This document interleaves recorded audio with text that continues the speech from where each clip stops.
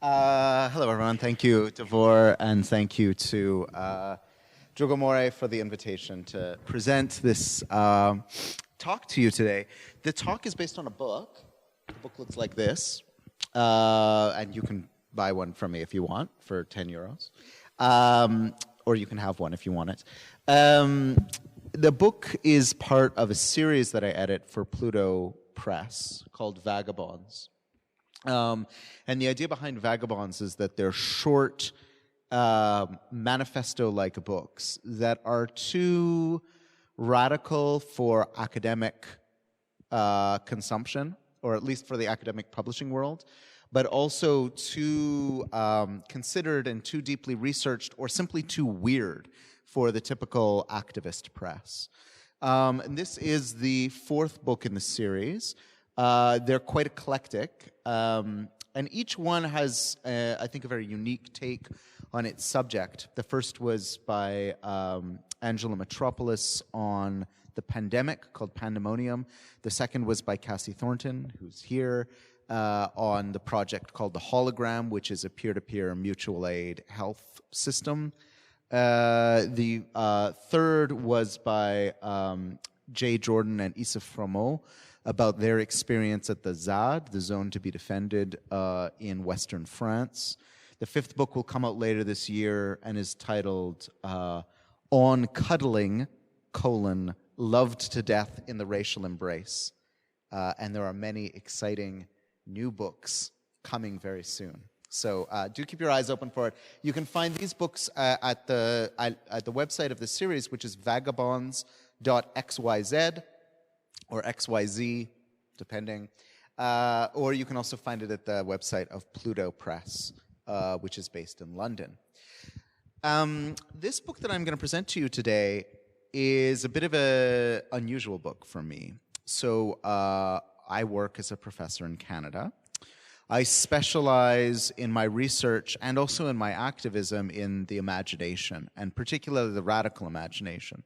So some of the first books I wrote were about social movements and radical struggles, autonomous and autonomist struggles around the world, and the role that the imagination played in those. I've also written a lot on finance and financialization and debt. Before this, I wrote a book on revenge, which is here, called Revenge Capitalism. And in fact, what I'm going to present to you today from Palm Oil was initially intended to be a chapter in this book, Revenge Capitalism, but it didn't fit. And so in the end, in talks with the publisher, they felt that it would work well as a standalone book. I guess if you write a book on palm oil and people write book reviews of it and say that you got it vaguely right and that you didn't say anything that was wrong, you are an expert on palm oil. But I don't feel like an expert on palm oil. It's not something that I've studied my whole life. And there's lots of people out there who have, for a lot of reasons that I'm going to explain to you today. I came across palm oil quite accidentally. I was hired to teach history and political economy of capitalism at an art school, and I needed to find something, one object or one substance that could tell the story of the entire world. I needed to find one thing that we would be able to focus on for an entire 13-week term that would maintain our attention, but that would also open up into whole histories about capitalism, colonialism, and their entanglements with gender, with race, with consumerism, with ecological issues. And for various reasons, I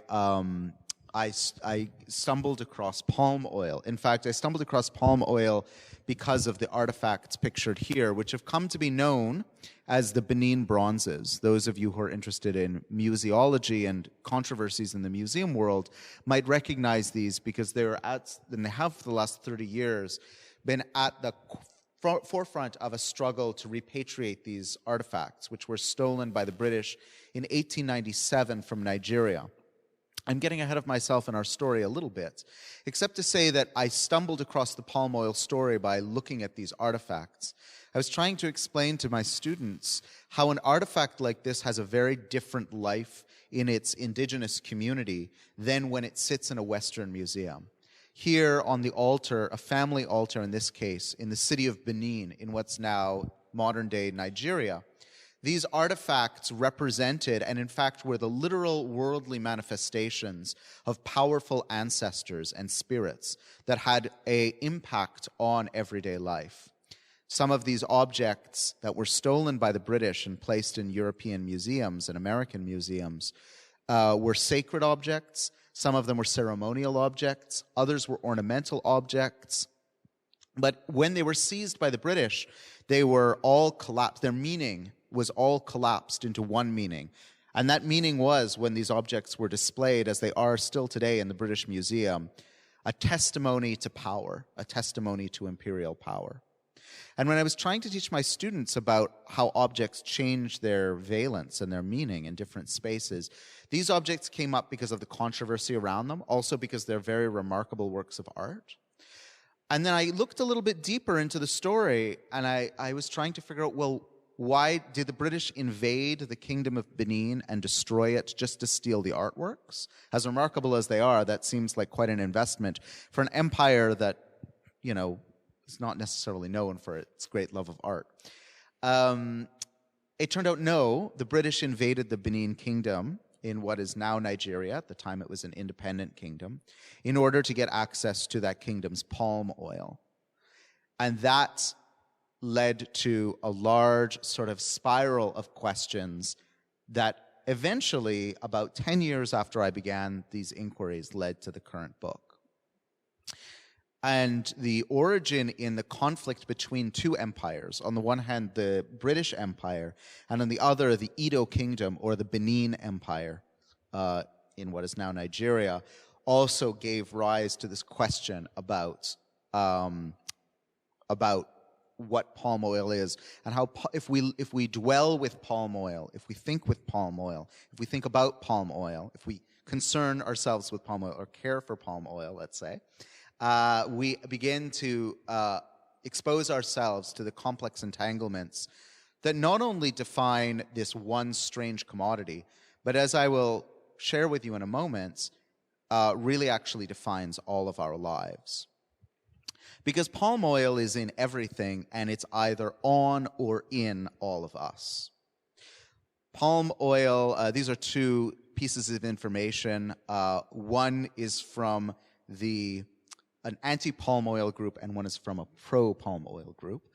You can guess which one is which. You can't actually guess which one is which, because they provide the same information, which is that palm oil is an almost miraculous substance, which is actually a key component of how our world is composed and how we're composed. So on the left-hand side, you can see that there's a graphic explaining all of the different places you might find a palm oil product in your daily life. When you wake up in the morning and you maybe take a shower or use a cleansing product, it's in most cosmetics and most soaps. It's in toothpaste. It's in personal care products. It's in many breakfast cereals and many processed food products. It's in most pet foods. It's in most fast foods and prepared foods and many ingredients in foods, whether we know it or not. It's often in preservatives and emulsifiers and coagulants and the other things that go into commercial food products to hold them together or preserve their shelf life. It's in desserts, especially ice cream. It's in laundry detergent. It's in cleaning products. It's in the waxes we use on our floors. It's used as a lubricant in many industrial apparatuses that manufacture the electronics and the manufactured goods. It's in dyes, it's in stains for floors, it's in paints. It is, in fact, in everything. And I take from the anthropologist Michael Taussig and the artist Simran Gill the idea that we are all becoming palm, as they put it. We all have metabolized palm oil, whether we know it or not. Maybe we haven't gone out and bought a bunch of palm oil and eaten it like ice cream from the jar. In fact, we rarely see palm oil in its purified, deodorized, sanitized form, in which it might arrive at a factory of, say, Procter & Gamble or Unilever, whose products we buy. But we nonetheless have probably ingested palm oil today at some point, or used it on our skin, or interacted with some part of the world made of palm oil. And so this book and this presentation is about the sort of secret history of something that at once might seem very exotic to us. Most of us have never seen an oil palm tree, and yet is incredibly intimate to all of our lives and incredibly intimate to the way the world fits together. And I warn you, it's not a happy story. The way in which palm oil is produced today is extremely abusive to both humans and non-humans. It's responsible for a great deal of the world's deforestation and also a great deal of carbon emissions and habitat loss and extinction of species. It is built on the exploitation of mostly migrant and displaced workers. Its production is marked by divide and conquer techniques where plantation owners divide populations against each other based on ethnicity, based on religion, based on economic status.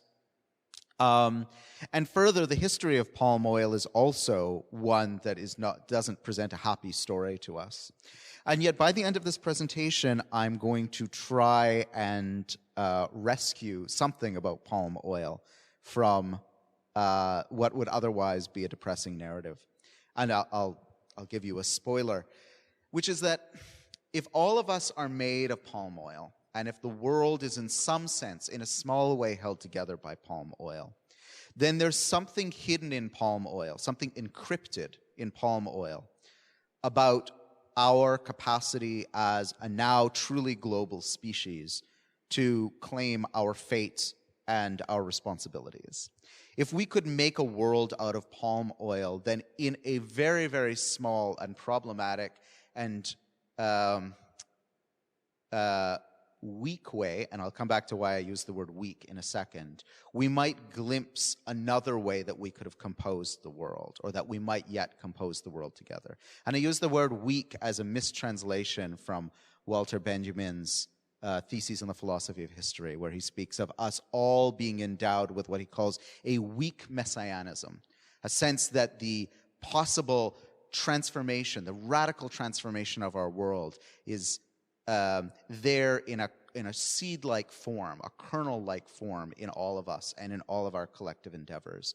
And that the hopes of past generations and the hopes of the rest of humanity are also in some way encrypted in that moment, or possible or potent in that seed.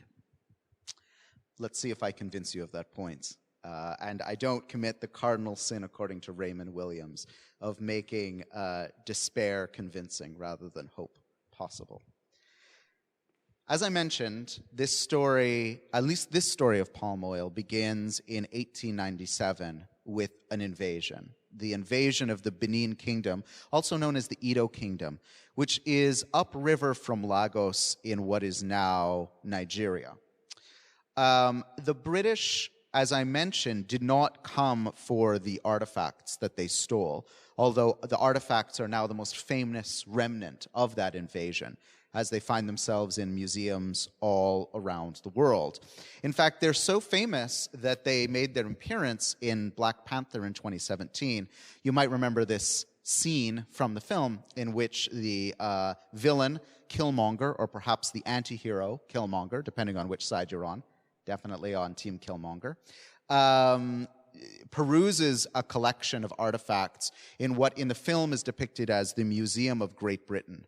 Now, the British Museum is the actual place where many of the Benin Bronzes are today incarcerated, but they wouldn't give their permission to use the name or film on location. So the location you might have seen in Black Panther was actually a proxy for the British Museum. If you go to the Sainsbury wing of the British Museum, which not coincidentally is in the basement, it's the Sainsbury African wing, you can go and see the bronzes in a room that looks remarkably like the one you see here.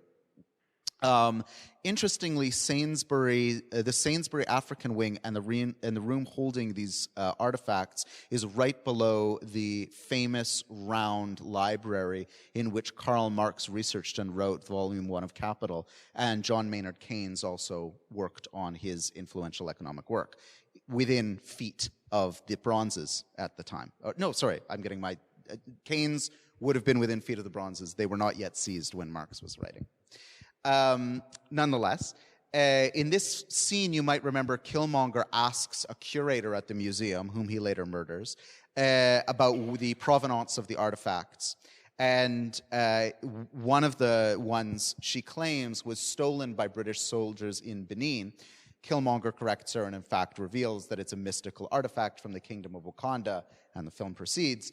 But nonetheless, this relationship to the Benin Bronzes persists, has been immortalized in film. When the artifacts were seized, as I already mentioned, the British were not interested in them. In fact, they had no idea they even existed. The depictions of the Edo Kingdom that the British were relying on were ones that had been drawn in the British press in the most sensational terms of a city of blood where human sacrifices were conducted by the thousands every month, where the Oba, or king of Benin, ruled over his vassals and his citizens with a ruthless iron fist. And in fact, the idea that the British military needed to go in and rescue the people of the Edo Kingdom from their own ruler may be familiar to you from, say, the invasion of Iraq. An old imperial technique where the empire claims to be working in the interests of those whom it intends to dominate and oppress. In this case, and in the book, I speak about this as a certain dialectics of human sacrifice. So in the Edo Kingdom, the British Empire claimed that acts of human sacrifice were occurring. And most historians agree that human sacrifice did happen in the Edo Kingdom. The debate is whether it was a ritual used by elites to oppress subordinates, or whether it was something closer to capital punishment, which is what many of the Nigerian historians claim. It's not coincidental that at this time the British Empire also conducted capital punishment, but nobody invaded London and stole all of the art in the name of protecting the British people.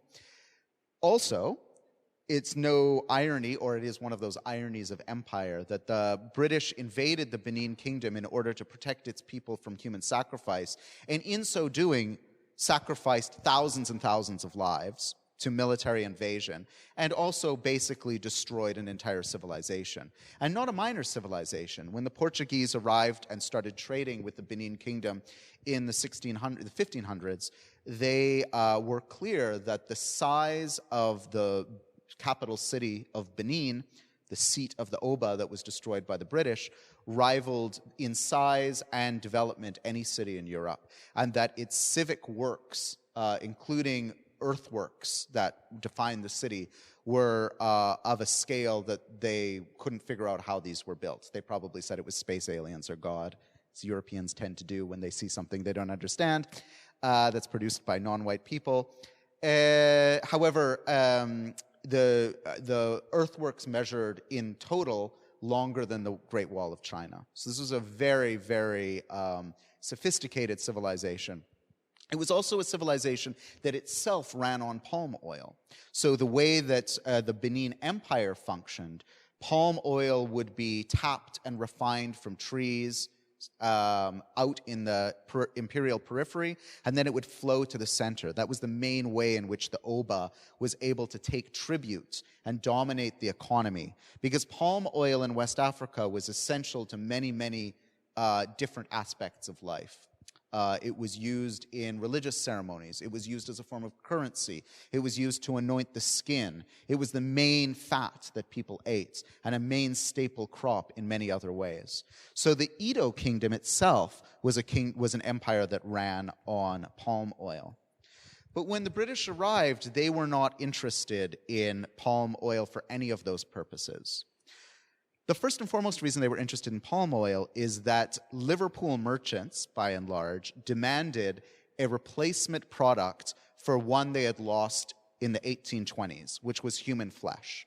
Liverpool merchants, who had specialized in the triangular trade between Europe, the west coast of Africa, and the eastern coast of the Americas, had up to that point been trading slaves. And as the slave trade was gradually abolished in the first half of the 19th century, these merchants needed a new commodity to trade. They have the ships, they have the human resources, so to speak. They have the expertise. Eventually, they need a product to pick up in Africa to bring to the Americas to trade and then bring back to Europe, or in the other direction. And palm oil proved extremely important. Why? Because at this time, palm oil literally and figuratively greased the wheels of empire. You would find palm oil lubricating and cleaning the gears in many of West Europe's factories, for example. It had much greater longevity and a better lubricating property than animal fats, which were previous to that the main fat through which machines were lubricated. So it's not an exaggeration to say that the silent and invisible partner of the Industrial Revolution was palm oil. It was what made sure that the friction of the Industrial Revolution did not overheat and destroy the machines. And I mean friction here both literally and metaphorically. Palm oil has always, since its theft from Africa and its movement into the global economy, always had this lubricating, cooling effect. This effect of reducing frictions that would otherwise threaten to destroy the empire from inside. This is a steamship that was used in the invasion of Benin. Steamships like this allowed imperial troops from Britain and other European empires to make their way far upriver in the tropics, where previously it had been too dangerous to send troops. These steamships were able to move up shallow rivers and estuaries to move troops into the interior to invade places like, for instance, Benin. And this steamship, the steam engine in this steamship, it is very, very probable was greased with the same palm oil that the British were after in their invasion as well. Back in Europe, the industrial uses of palm oil were not limited to simply lubricating and greasing machines. They also were used in a number of very key products of the Industrial Revolution and the dawning consumer empires of the day. The picture here is of a canning factory. I believe this one is in Edinburgh, but it might be in Brussels. Cans are, of course, made out of steel coated in tin. But if you want to bond steel to tin, you need what's called a flux, which is a certain kind of liquid. Not to get into the details, but basically the liquid in which tin and steel were bonded together to make cans for food was palm oil. It proved a very useful product in the manufacturing of tin cans. Why is this important? A number of reasons. One of them is that if you have an empire that's growing agricultural products that you can't dry and preserve, how do you get them back to the metropole? How do you get beef from Australia back to London, for instance, in a tin can, which preserves the food on long sea voyages? Similarly, if you want to supply troops in your military with a safe and easy form of food while they're out on voyages, say to present-day Nigeria to invade the Edo Kingdom, what do you feed them? Well, you can rely on locals to feed your army, but locals might not be too happy that your army's there, and they might poison your army, as for instance happened in Hong Kong and a number of other locations in the 19th century. So being able to manufacture and tin food in Europe became very valuable for these empires so that they could have a safe source of food for their troops. And finally, the tinned can, as a very interesting food historian has shown, was essential to also bringing the working classes into proximity with the empire. So if you bought salmon from Canada or beef from Australia, if you bought other exotic fruits in the middle of winter from India or other parts of the British Empire, these became so cheap that they could actually be sold not only to the middle classes, but also to the British working classes. And here, the owners of these industries were able to fabricate a kind of class solidarity around empire. I don't have the images here, but the images from the imperial marketing boards are consistently ones of where the British people as a whole are benefiting from empire, and also through buying imperial products, they are contributing to the civilizing mission of empire, which I'll return to in a minute to show you. For instance, in candles, another product that were largely made out of palm oil in the late 19th century at the time of the invasion of the Edo Kingdom. It's a little difficult to see here, but in the top left-hand corner you have an advertisement for Price's distilled palm candles. And in this advertisement, you have a slave owner binding the arms of an enslaved black person who is on his knees in the famous pose immortalized, Am I Not a Man and a Brother, in the abolitionist campaign, which would have come 60 or 70 years before this image would have been widely circulated. So a very famous advertising image from a social movement for the abolition of slavery, now recycled as part of an advertisement. And in between the slave taker and the African slave, you have the candle maker who is using a candle to burn the rope that binds the slave.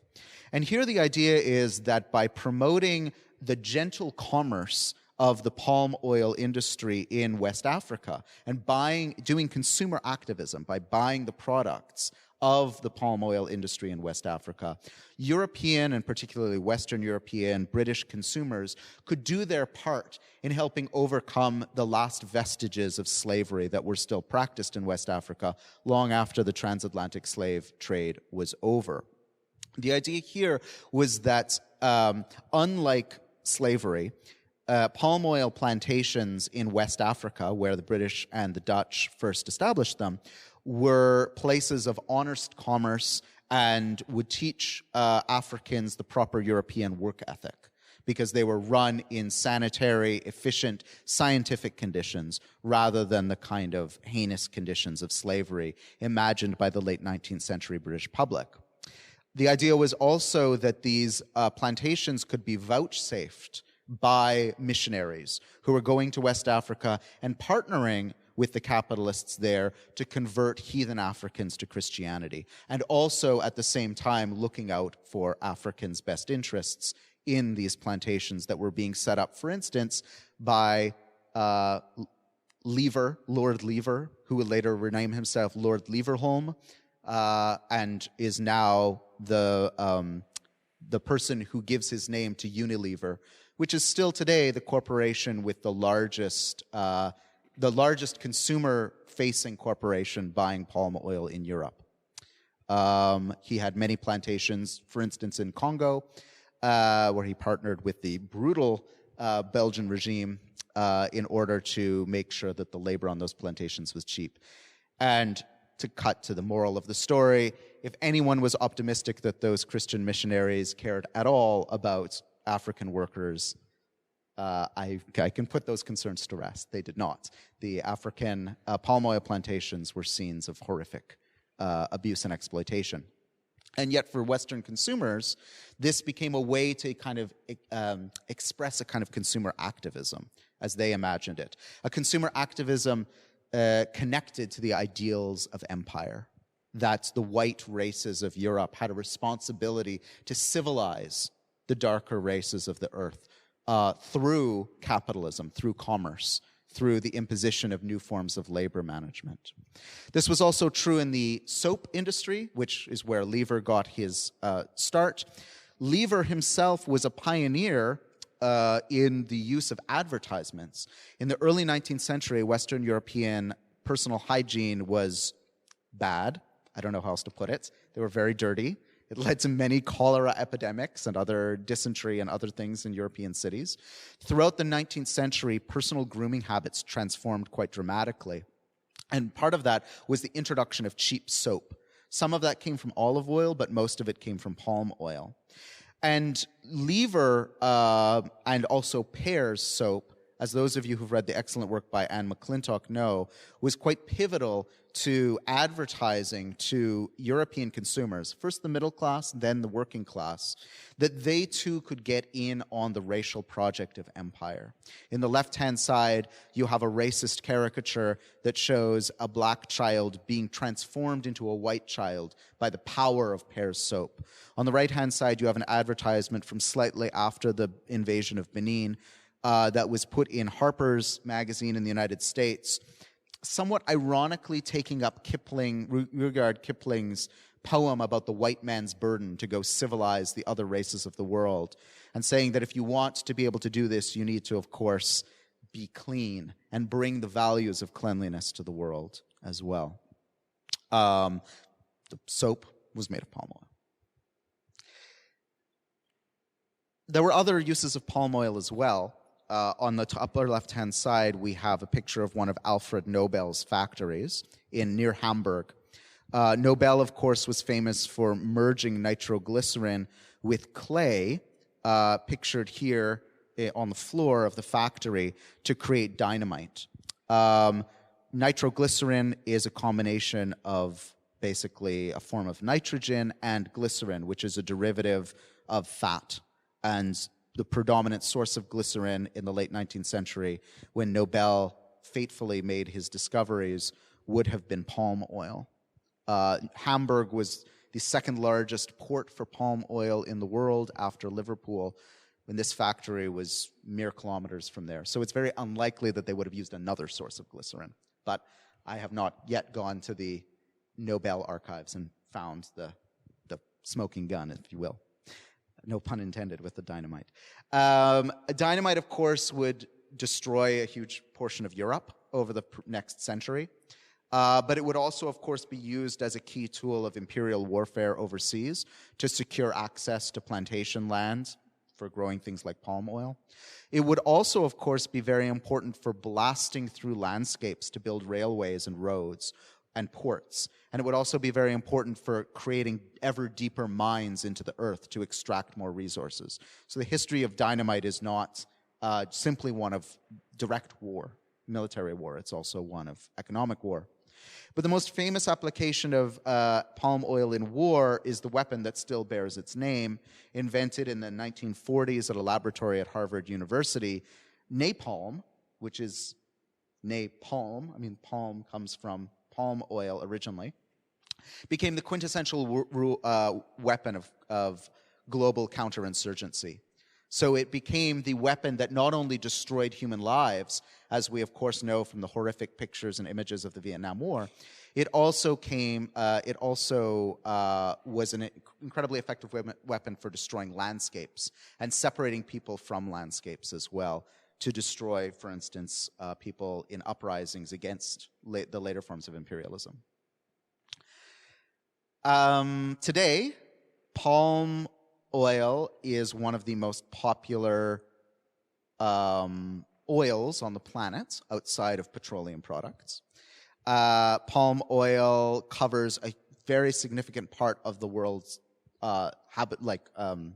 surface that doesn't include water or land base. Some estimates are that somewhere in the range of 1 to 2% of the earth is covered in palm trees these days. This is what a palm oil plantation looks like from above. They're typically monocultures that are uniformly planted across a landscape. Palm trees grow relatively quickly for trees of their size. They can take 5 to 6 years to reach fruit-bearing age. So relatively quick, although not as quick as some of its oil competitors. Like canola, for instance, you can harvest in the season in which it's planted. You can do the same with soy, from which we also get a lot of oil, and sunflowers. But palm oil, as the palm oil industry loves to tell us, is the most efficient plant per acre of any oil-producing plant. And the industry claims that if we want to feed a growing global population, we need palm oil, because without palm oil, people will go hungry. We can't produce enough fat to feed humanity without this incredibly efficient tree. That claim is problematic in a number of different levels, because what we've seen is as cheap palm oil floods global markets, it's contributing to the processes of rapid urbanization, where people from the countryside can no longer compete with the global prices of commodities like palm oil and are increasingly flooding into cities where they're dependent on waged labor. So this is happening especially, for instance, in India, where traditional artisanal oils, notably mustard seed oil, has disappeared as cheap palm oil floods the market, mostly from Indonesia and Malaysia, which grow about 80% of the world's palm oil today, thanks to the transplantation of plantations there by the British and the Dutch about 120 years ago. There, a lot of those populations who once had a deeply integrated relationship with the land no longer can sustain that relationship with the land, because essentially they're competing with the cheap prices of global agricultural commodities like palm oil. Those populations then are increasingly moving into cities and looking for waged work. And as they find waged work, typically in the informal economy, and often at highly exploitative rates, The only kind of foods they can afford are now those cheap global imports, notably something like palm oil. In India, this has led to skyrocketing rates of cardiovascular disease. It's not so much that palm oil is particularly bad for your heart, although it is. It has a very high proportion of saturated fat. It's also that the cheapness of palm oil has changed the way that people prepare food. So deep frying, for instance, or even shallow frying was relatively rare when a community was producing its own oil, because producing oil takes quite a bit of energy and quite a bit of wealth, essentially, to get the oil out of a substance. If you're getting most of your oil from animal products, it's quite a process to get cooking oil in that way. Now that oil is cheap, it's a cheap source of calories for many of the world's population. This map shows you the grim reality of deforestation in Sumatra over the years since the 1950s, where most of this deforestation is the result of palm oil, although also rubber and a few other bananas, pineapples, and other cash crops. As I mentioned, the conditions of labor on palm oil plantations are dismal, where they tend to appear. Palm oil plantations, as I mentioned, 80% of them are in Indonesia and Malaysia and Southeast Asia. However, there are also a growing number of plantations in Brazil, some in Mexico, Colombia, Honduras, Guatemala, Peru, Ecuador. There are now new plantations in West Africa where previously they had been largely eliminated when the Europeans moved their production to cheaper places. Why did the Europeans move their production is the same reason why labor is still exploitable today on these plantations. It's simply because in order to produce a cheap oil, you need a cheap source of labor. And the cheapest source of labor are ones who've been dispossessed of their lands already. So in the palm oil zone in Southeast Asia, for example, but also in Colombia and Latin America and South America, you would find on plantations typically conflicts between local peasants who can no longer afford to grow food sustainably in the way that I described from India, and migrant workers who've been forced to move, and indigenous people who are trying to protect their land from a kind of colonial takeover by palm oil. The effects of this flooding of global markets by cheap food have other ramifications as well. And I'm drawing to the kind of close of this presentation with some marks of optimism, I promise. I, in the book, focus a little bit on ramen noodles, which all of us are familiar with, I'm sure. These noodles are mostly made up of enriched wheat flour, and some sort of vegetable oil. And the cheapest vegetable oil in most markets is palm oil. And I look at the way that ramen noodles have appeared around the world to mark populations that global capitalism has rendered surplus. Has said that these are populations like those Indian peasants I mentioned a moment ago who depend on capitalism for their wages, but for whom actually global capitalism doesn't really have a use. They're not really even worth exploiting at this point because there's so many other workers looking for work. In China, the ramen noodle, and by extension palm oil within it, actually empowered, quite literally powered, the greatest migration of humans in human history, in fact, that we have on record. From 1990 to 2015, 250 million people moved from China's rural countryside to cities, mostly on the country's coast, to work in factories. And it's from those factories that we get everything. All of the clothes I'm wearing, all of the technology on this table, the inks, some of the paper, the glues in the books, the cord. Almost all of those were presumably manufactured in a Chinese factory. The workers in those Chinese factories ate ramen noodles, essentially, chronically, because they're very cheap. And if you're in this situation in China, in this great migration, your key goal is typically to make as much money as you can and live as cheaply as possible so you can send remittances back to your family in the rural areas. So the metabolism, there's a metabolic chain from the sun shining on a plantation, on a palm tree that's growing palm kernel fruits, that is now being processed through an industrial mechanism into palm oil that's being sent across an ocean to be merged with enriched wheat flour and turned into a ramen noodle, which is now going to be metabolized by a human being to turn into energy that will then be used to produce commodities in a factory that make their way to us here. Another story of ramen noodles is about their prominence in the American prison system. I won't belabor the details of that horror story, except to say that in prisons, most inmates don't get enough to eat. And so getting food from the prison commissary, like the shop in the prison, is very important if you want to be able to maintain your bodily health. Also, prisoners like to and often have to lift weights to remain strong in a very hostile environment. So actually, carbs and fat are very, very important. And as a result, because it's not hard to get ramen noodles in the prison, even though they're marked up by the prisons by a factor of 10 to 100 times in price, the ramen noodle, the package of ramen noodle, has become the prominent currency within the prison, replacing cigarettes, which were historically the currency within prison systems. And to me, again, this is an example of how if we follow the story of palm oil, it leads us back to these afterlives and reincarnations of empire.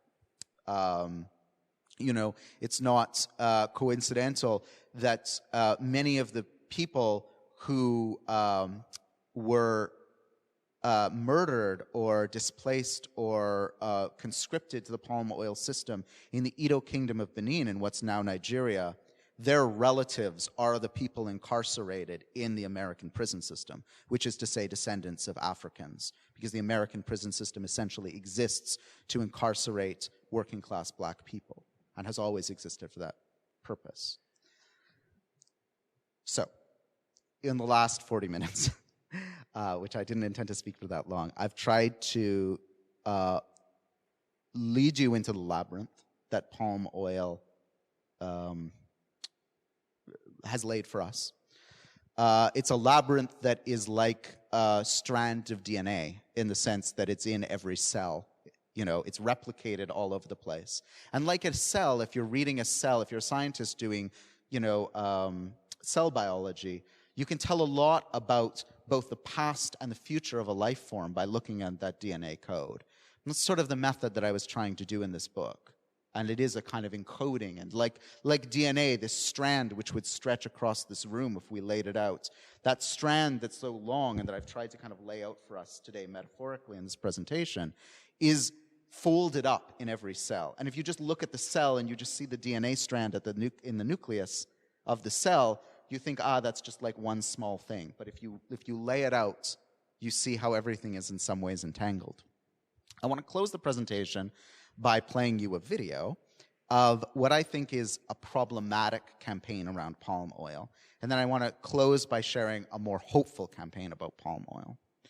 So this is an advertisement, 1-minute advertisement created by Greenpeace just before the pandemic called Orangutan. One of the most charismatic and broadly broadcast effects of palm oil is habitat destruction of what some researchers beautifully call charismatic megafauna, which is cute big animals, orangutans particularly. And the effort to save orangutans in the Indonesian island of Borneo has become a kind of flagship of the palm oil resistance around the world. And this is what they did with the video, which is voiced by Emma Thompson and has very high caliber production values. Let's take a look. There's a orangutan in my bedroom, and I don't know what to do. She plays with all my teddies and keeps borrowing my shoe. She destroys all of my houseplants, and she keeps on shouting, ooh. She throws away my chocolate, and she howls at my shampoo. There's a orangutan in my bedroom, and I don't want her to stay. So I told the naughty orangutan that she had to go away. Orangutan in my bedroom, just before you go, why were you in my bedroom? I really want to know. There's a human in my forest, and I don't know what to do. He destroyed all of our trees for your food and your shampoo. There's a human in my forest, and I don't know what to do. He took away my mother, and I'm scared he'll take me too. There are humans in my forest, and I don't know what to do. They're burning it for palm oil. So I thought I'd stay with you. Orangutan in my bedroom. Now I do know what to do. I'll fight to save your home and I'll stop you feeling blue. I'll share your story far and wide so others can fight too. Orangutan in my bedroom, I swear it on the stars. The future's not yet written, but I'll make sure it is ours.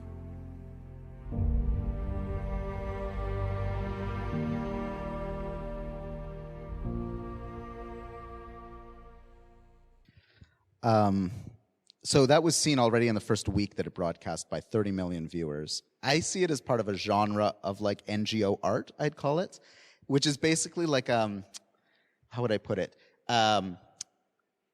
Consensual emotional blackmail, I guess. Because like obviously any of you have children. If you show this to like a 4 to 6 year old, they're gonna like be horrified. They're gonna not sleep for weeks, and they're gonna harass you about orangutans for months, right?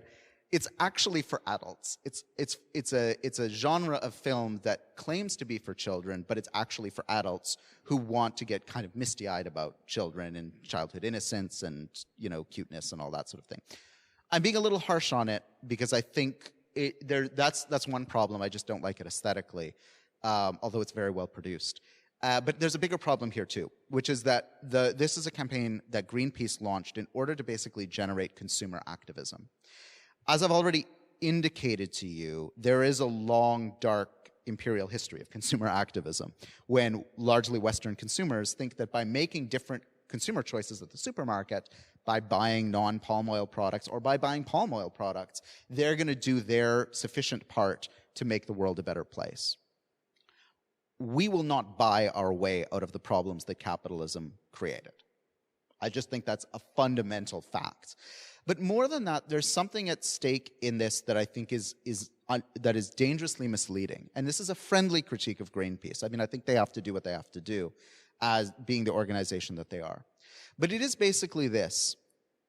Like, what I've been trying to get at in this book and this presentation is that we need to begin to reimagine or continue to reimagine ourselves as a globally interconnected species with profound powers and profound responsibilities.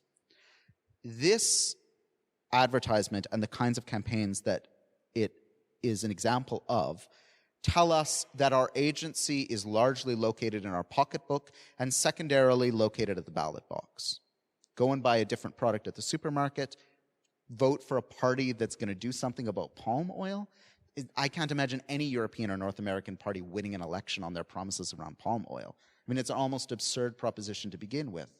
Further, once you start to look at it, solving the palm oil problem through consumer activism actually creates a whole bunch of other problems. One of them is that there are millions of humans who depend on the palm oil industry. So all of those people are going to basically go out of work because of the tender hearts of European and North American consumers.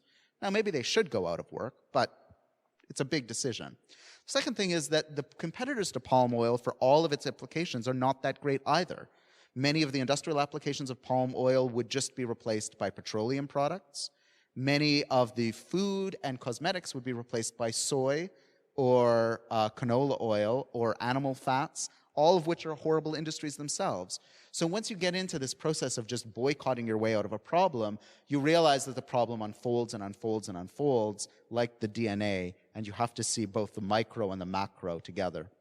What I'm striving for in this book, and what I'm trying to move beyond from this relative to these advertisements, is a more global, integrated view that would give us another sense about what it means to be human together on this troubled planet. The most hopeful thing I've seen is a wonderful campaign led by journalists and researchers and community activists and indigenous groups in Indonesia and Malaysia.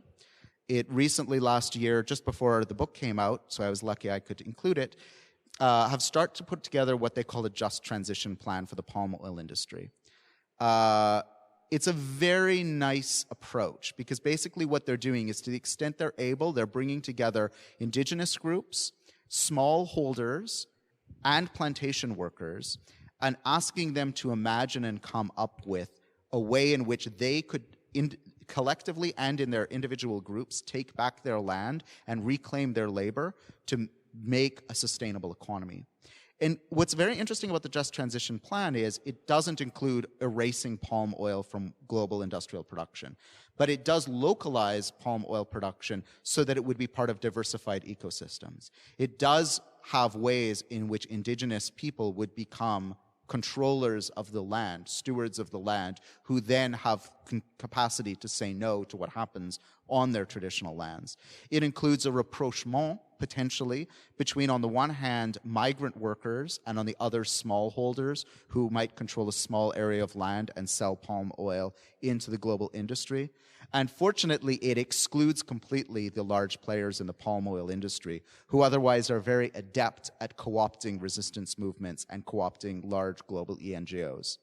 It is a sketch of a plan, as the authors themselves would make clear. But what's very nice about it is they've started from this perspective of saying, what would it mean to have a transition towards justice within the industry that would actually lead to the conditions we want to see? And how could we build that solution, not based on a bunch of bureaucrats and NGOs sitting in offices in Switzerland, coming up with plans to make the industry more sustainable, quote unquote, but actually comes up from the grassroots.